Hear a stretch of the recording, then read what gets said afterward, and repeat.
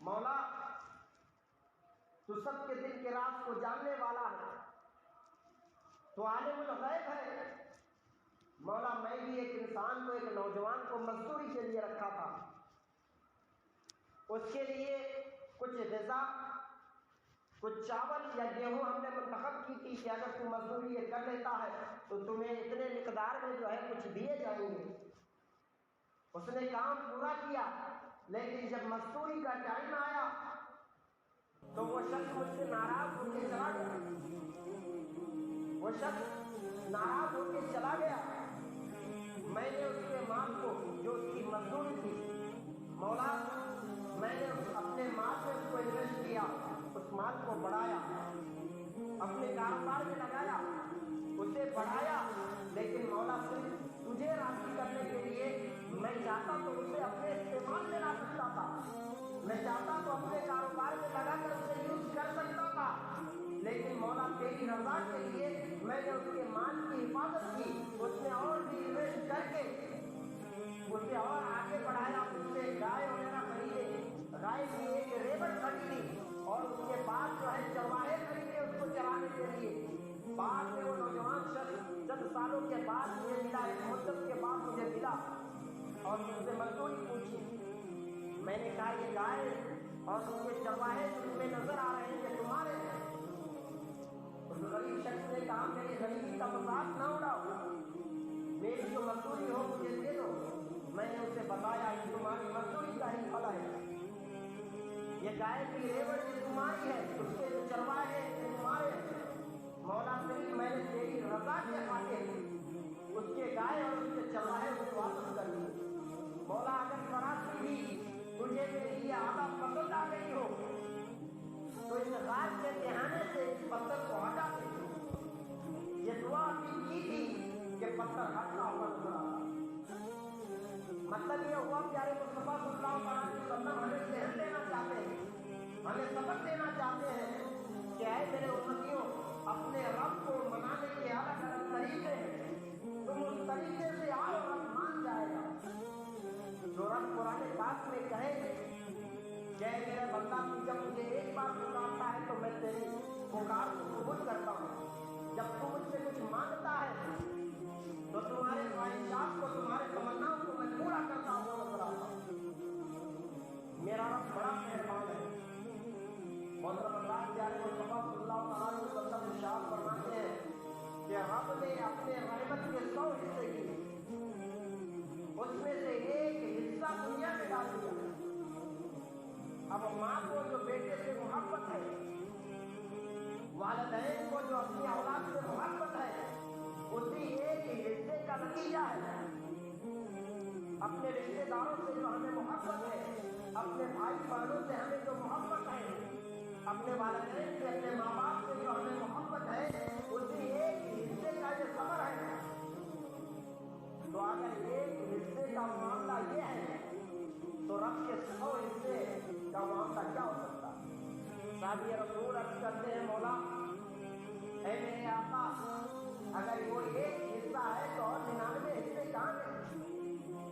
تو پیارے مصطفیٰ فرماتے ہیں اس 99 حصے کو جو ہے سمیٹ کے رکھا گیا ہے، کل قیامت کے دن مولا جو ہے اپنے بندوں پر اسے استعمال کرے گا۔ کل قیامت کے دن اپنے گنہگار بندوں کو وہ بخشتا ہوا نظر آئے گا۔ ایک بندہ، پیارے مصطفیٰ فرماتے ہیں ایک بندہ گنہگار ہے لیکن اپنے گناہوں پہ بار بار توبہ کرتا ہے، وہ چاہتا ہے کہ گناہوں سے بچا جائے، لیکن پھر سے اس سے گناہ سرزد ہو جاتے ہیں، پھر وہ توبہ کرتا ہے۔ اسی طرح سے کل قیامت کے دن مولا تبارک و تعالیٰ اپنی رحمت کی چادر باندھ دے گا اور اس بندے سے کہے گا اے بندہ یہ گناہ تم نے کیا ہے۔ بندہ کہے گا مولا میں نے کیا ہے، مجھ سے غلط کیا۔ چھوٹے چھوٹے گناہوں کو مولا جو ہے گنائے گا، شمار کرائے گا، اے بندہ یہ گناہ بھی تو نے کیا ہے۔ بندہ کہے گا مولا مجھ سے غلطی ہو گئی، میں نے کیا ہے۔ پھر دوسرے چھوٹے گناہوں کو اللہ تبارک و تعالیٰ شمار میں لائے گا اور کہے گا بندہ یہ گناہ بھی تم نے کیا ہے۔ بندہ کہے گا مولا ہم نے کیا ہے۔ کہا تمہارے ساتھ کیا کیا جائے؟ بندہ کام کر جائے گا کہ میرا رب میرے اوپر نہ جانے کیا فیصلہ فرمائے۔ ابھی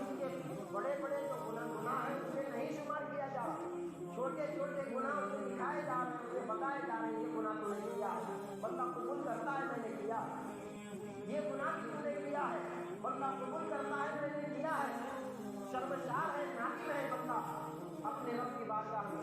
رب تبارک و تعالیٰ فرمائے گا میں یہ چاہتا ہوں کہ تمہارے ان چھوٹے چھوٹے گناہوں کے بدلے میں تمہیں نیکیاں عطا کی جائے، تمہیں نیکیاں عطا کیا جائے. بندہ فٹ سے بول اٹھے گا مولا میں نے تو اس سے بھی بڑے بڑے گناہ کیے ہیں، میں نے اس سے بڑے بڑے بھی گناہ کیے ہیں، اگر تو گناہوں کے بدلے میں مجھے نیکیاں دیتا ہے تو مولا میں نے تو اور بھی بڑے بڑے گناہ کیے ہیں، مولا ان گناہوں کے بدلے میں بھی مجھے نیکیاں عطا کی جائے. مطلب رب تبارک و تعالیٰ اپنے بندوں کو بخشنے کا بہانہ تلاش کر رہا ہے کہ میں اپنے بندوں کو کس طرح سے بخشوں. رب کی رحمت رب کی غضب سے بڑی ہے. اللہ تبارک و تعالیٰ کی رحمت رب کی غضب سے بڑی ہے. اللہ تبارک و تعالیٰ اپنے بندوں کو چاہتا ہے کہ وہ میرے بارگاہ میں جھکے عاجزی کرے اور وہ مجھ سے کہے مولا میں تیری بارگاہ میں آیا ہوں، اب اگر اس بارگاہ سے بھی ٹھکرایا جاؤں گا تو پھر کس بارگاہ میں جاؤں گا.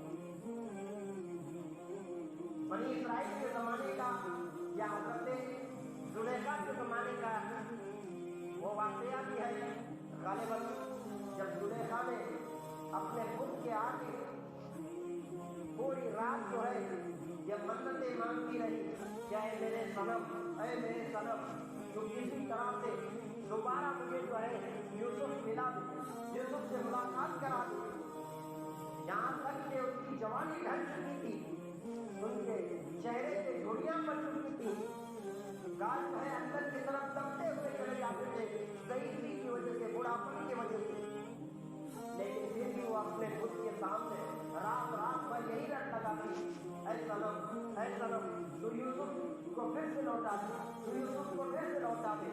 غالباً اس سے جو ہے نیند کا غلبہ ہوا، رات کے سناٹے میں نیند آنے لگی، اونگیں آنے لگی اور صنم کی جگہ پہ اس کی زبان سے سمجھ نکلنے لگا. سمجھ جیسے ہی سمجھ کا لفظ آیا تبارک و تعالیٰ نے فرمایا جبرائیل جاؤ یوسف کا گھوڑا جو ہے زلیخا کی طرف موڑ دو. اللہ حضرت جبرائیل فرماتے ہیں اے رب قدیر وہ تجھے نہیں پکارا، وہ اپنے خود کو ہی پکار رہا ہے، لیکن نیند کی وجہ سے اس کی زبان سے سمجھ نکل آیا، یعنی غلطی سے تیرا نام جو ہے اس کی زبان پہ آ گیا، نہیں تو وہ تو اپنے خود کو ہی پکار رہی ہے. رب تبارک و تعالیٰ فرماتا ہے وہ جھوٹے خدا کے سامنے پوری رات رٹ لگاتی ہے اے صنم، لیکن میں تو سچا ہوں، اس کی زبان پہ نام تو میرا ہی آیا ہے. پوری رات رٹ لگانے کے باوجود بھی اس کا صنم اس کی مرادیں پورا کرتا ہوا نظر نہیں آتا، اس کا خود اس کی مرادیں پورا کرتا ہوا نظر نہیں آتا. اب جب اس نے مجھے پکار لیا ہے میں تو سچا ہوں، اگر میں بھی اس کی مراد کو پورا نہ کروں تو اس بت میں اور مجھ میں فرق کیا رہ جائے. تو محترم حضرات رب تبارک و تعالیٰ کو دنیا میں سب سے زیادہ وہ آواز پسند ہے جب بندہ گناہ کر کے شرمندہ ہو کر نادم ہو کر اپنے رب کی بارگاہ میں آتا ہے اور کہتا ہے مولا میں تو دنیا کا ستایا ہوا ہوں، مولا میں اپنے گناہوں سے نادم ہوں، شرمندہ ہوں، تیری بارگاہ میں سر جھکا کے تجھ سے توبہ کرتا ہوں اور تجھ سے معافی کا طلبگار ہوں. تو سب سے زیادہ رب تبارک و تعالیٰ کو دنیا کی وہ آواز پسند ہے جب بندہ گنہگار ہو کر بھی اپنے رب کی بارگاہ میں گریہ وہ جاری کرتا ہے اور اپنے رب کو پکارتا ہے مولا تو بخشنے والا، تو بخش دے مولا، تیرے بارگاہ سے بھی اگر مجھے واپس لوٹایا گیا تو دنیا میں کون سا ایسا بارگاہ ہے جہاں پر میں جاؤں اور میری فریاد کو سنا جائے. مولا تیری ہی بارگاہ ہے جہاں سے لوٹائے نہیں جاتے. رب تبارک و تعالیٰ پیارے مصطفیٰ فرماتے ہیں جب بندہ اپنی جھولی کو پھیلاتا ہے، اپنی آرزوؤں کو، اپنے تمناؤں کو اپنے رب کی بارگاہ میں رکھتا ہے تو رب تبارک و تعالیٰ فرماتا ہے میرے بندوں کو خالی ہاتھ لوٹانے میں مجھے شرم آتی ہے، حیا آتی ہے. اللہ میرا رب کتنا مہربان ہے، کتنا عظیم ہے میرا رب. وہ کہتا ہے مجھے شرم آتی ہے، حیا آتی ہے کہ میرا بندہ مجھ سے کچھ مانگے اور میں اسے عطا نہ کروں. کتنا مہربان ہے وہ میرا رب. لیکن ہمیں طریقہ نہیں کہ کس طور پہ اپنے رب سے مانگا جائے. آپ نے رات کے سناٹے میں आपने सबके निगाहों से छुप कर अगर रब के लिए, रब को राज़ी करने के लिए, अपने खल्क़ खुदा के लिए अगर कोई खिदमत ऐसी की है, कोई नेकी ऐसी की है, कोई भलाई की है, तो उसका वास्ता देकर अपने रब को मनाओ, रब मान जाए। प्यारे मुस्तफा फरमाते हैं अपने रब को मनाने का तरीका जुमा में मनाओ, रब मान जाए। रमजान में मनाओ, शबे कद्र शबे बरात में मनाओ, और जब बीमार रहो हालत में मनाओ। हज़रत अली करमल्लाहु वजह करीम क्या खूब कह गए कि इंसान को जब परेशानी आती है तो वो इस बात की दलील है कि वो परेशानी उसे अपने रब की तरफ मोड़ना चाहती है। क्योंकि आप जब सारे जगहों से, सारे बारगाहों से थक जाते हैं, तब अपने रब की बारगाह में आते हैं कि मौला अब तू ही है मेरा सहारा, अब तू ही मेरी मदद करने वाला है। तो जब इंसान पे कोई परेशानी आती है तो ये समझे कि रब की रहमत मेरे तरफ आई है, मुझे अपने रब के तरफ मुड़ जानी चाहिए, अपने रब की बारगाह में झुक जाने चाहिए। वरना बेशुमार दौलत वाले दुनिया में आए, आज हम ये समझ रहे हैं अगर हमारे पास दौलत